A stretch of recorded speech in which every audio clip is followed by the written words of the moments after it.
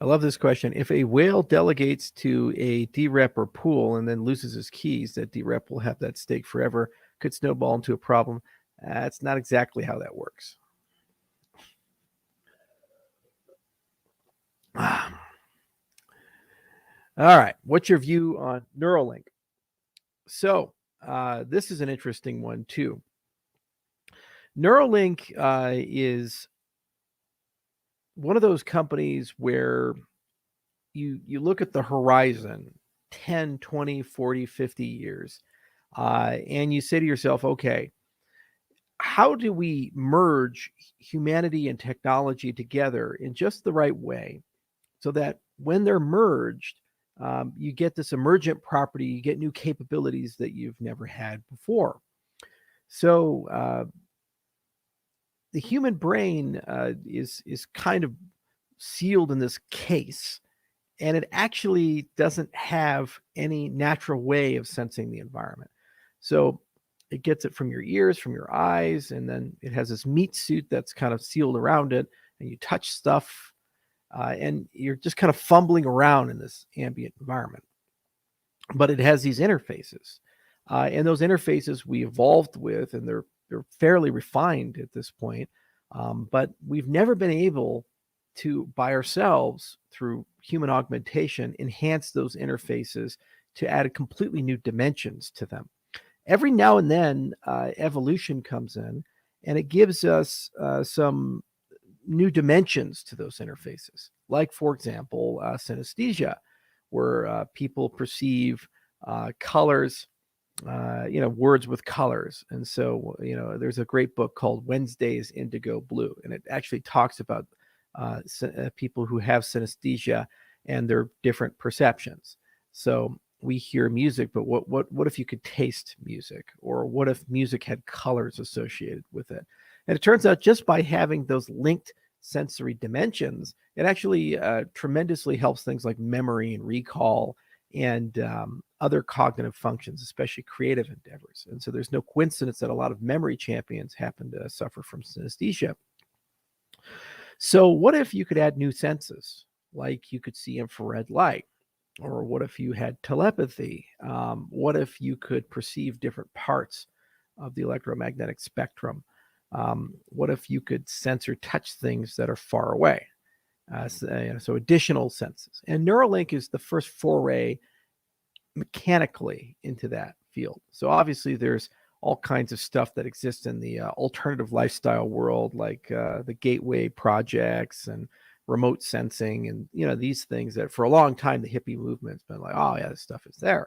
But when you take a step into science land and you say, what can we build? They're drilling holes in your skull, they're putting a device in, and that device allows you to have read-write capabilities with the brain.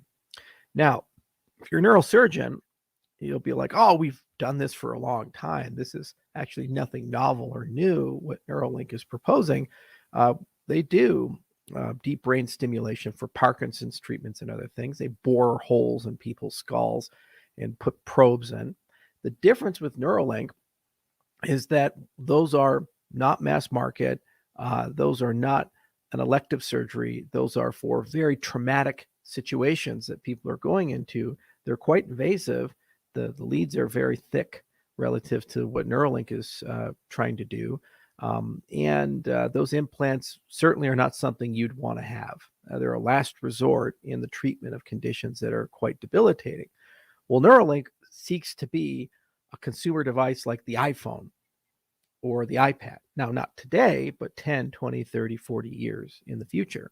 So this is a monumental task of engineering. Why? Because the brain is an incredibly corrosive environment for most materials. So if anything you put into it tends to decay and deteriorate. So there's a material science component. You have to really work hard. Second, the traditional deep brain stimulation probes that they'd put into the brain, they're very thick.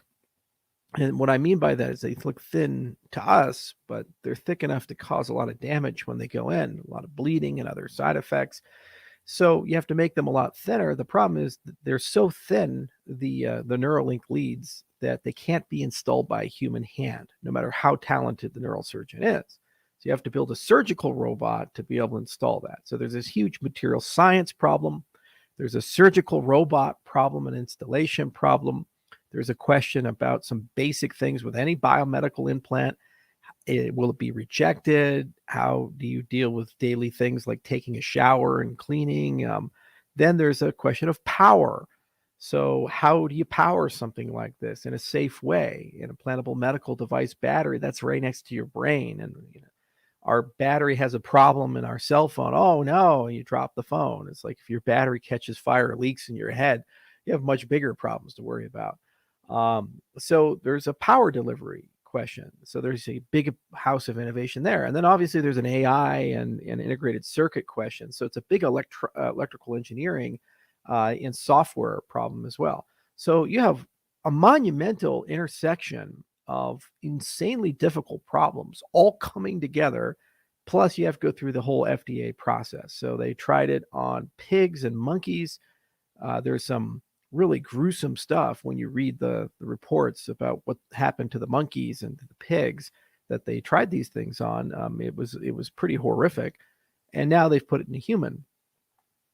And I guess they're having some good results with it. What'll end up happening is they'll have huge progress. They'll plateau. It'll stay there for quite some time. And then they'll have a breakthrough, and then they'll have some more progress, and then another plateau. But it's one of those companies you can't ignore, because the consequence of success is that you have concept transmission. So let's say you want to be a mathematician. How do you be a mathematician? You go and say, what are the core subjects? Okay, analysis and algebra and geometry and number theory and combinatorics and probability theory and statistics. Okay, so how do you learn that? Well, here's this book, and here are all these problems, and you read page by page, and you work through problem by problem, and those translate, if you're good, into a conceptual framework of what is that? What if you could take an expert in the field and already have that constructed conceptual framework and transmit that conceptual framework as a package to a person, and they receive the whole thing, and they just know it, and they have an intuitive sense of topology or algebra, and they didn't have to go and spend 10,000 hours reading all these different books, working through all these different mathematical problems. That is the terminus of an innovation like Neuralink, is concept transmission. So you actually don't communicate with these low bandwidth words or text. You actually communicate with much more refined concepts. We already do this in a certain respect with cognitive neuroscience. So you have mind maps, and you have visualizations of large amounts of knowledge, diagrams, these types of things. You could take very complex things and try to add some order to it, and then put it into a picture, and then suddenly you've transmitted more information by compressing it into that picture. And if you can look through the picture and truly understand it, you can unpack the concept and potentially learn much faster or have a more intuitive sense of it. But this is like the thought pattern itself transmitting its way over, maybe concert piano sort of stuff. So it's like the Matrix, I know Kung Fu type of thing. Now, it takes a long time to get there, but faster than you think. And the fact that they're already in human trials for the 1.0, that's a monumental achievement. I do think that they're going to need to use different technology for these types of devices. Probably makes sense for them to explore diamond batteries as opposed to lithium batteries. The other thing is I'm a little concerned about how transmissions work, and that close to the brain, Bluetooth or otherwise, there might be a higher risk of cancer for these types of things. So there's a lot of thought processes that come through. So the clinical data is going to be key to analyze it, but you can't ignore them.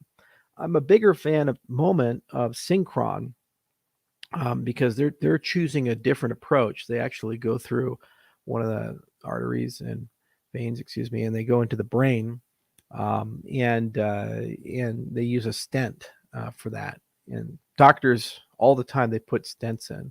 They're really good at stents. It's kind of their thing. And they easily can put them in. They can easily remove them. And for the read-write capabilities at the moment, Synchron matches what Neuralink is doing. Neuralink is substantially more invasive.